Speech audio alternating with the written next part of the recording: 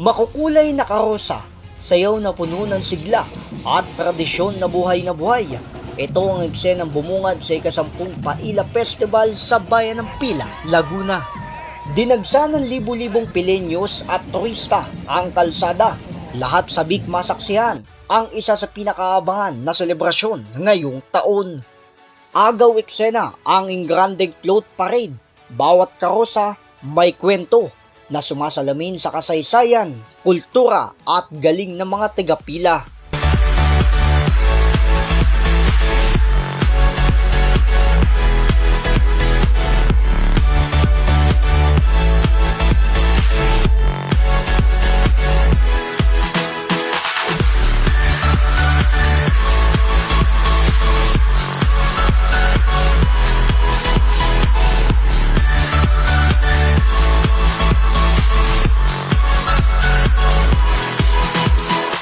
Tuloy-tuloy ang pagpapakita ng malasakit ng mga mamamayan ng Bayan ng Pila at walang makakapigil sa patuloy na pagsulong ng Bayan ng Pila sa tulong po ng lahat ng mamamayan ng Bayan ng Pila. Happy 10th Paila Festival po sa ating lahat. Mabuhay ang mamamayan ng Bayan ng Pila. So far, yung first day ho namin ng Paila Festival ay going smooth naman po. It was very good according to plan. So, kanina natapos na po yung ating land float. Nandito na sa plaza yung mga magagandang float na ipinarada namin kanina.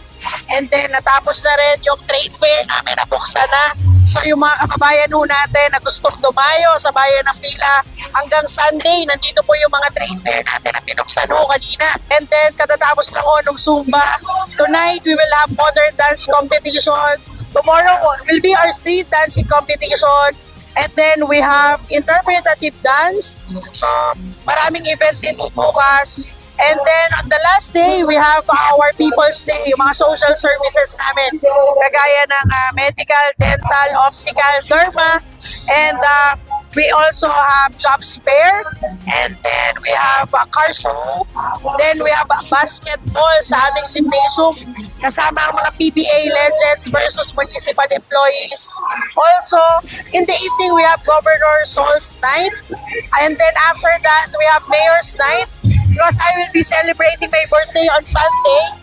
So I will be giving away gifts sa aming mga kababayan. Ang grand prize namin ay isang brand new tricycle, ano?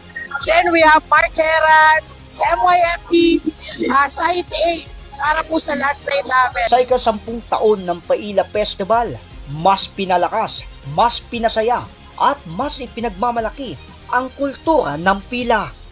Nakisaya at mainit naman na tinanggap sa naturang festival si Senator Mark Villar, kasabay ng kanyang pagbibigay ng ayuda sa mga drivers sa gitna ng dinaranas na krisis sa pagtaas ng presyo ng gasolina. Kabilang din sa mga dumalo at nakipagdaupang palad si Congressman Bong Tebes ng TGP Party List upang magpakita ng taus-pusong suporta sa mamamayan ng Bayan ng Pila, Laguna.